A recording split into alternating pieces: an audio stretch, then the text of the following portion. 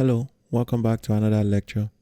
In this lecture, we are going to be learning how to create an exploded view. To create an exploded view, click it up here. And the next step is to select the component you want to explode.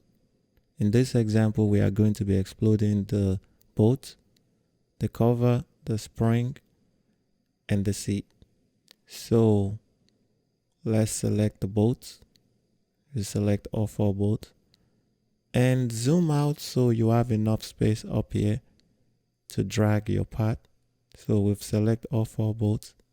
We'll drag this triad in the Y direction. We'll leave it somewhere up there. Then we'll select the body, not the body, the cover, and drag it up. Then we can select our gasket, drag it in the Y direction. And select the spring, drag it up in the Y. Let's zoom in and select the digs, drag it up. And once you're satisfied, you can also see the exploded step on the left side. You can right click on each step to edit it. You can specify the exact dimension you want to explode it in here. And once you satisfy, click OK.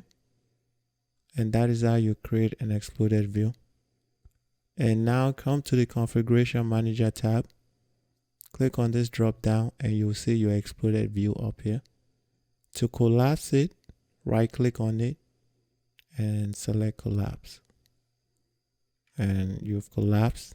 And to explode again, right click, explode. And that is how you create an exploded view. Thank you, and I'll see you in the next lecture.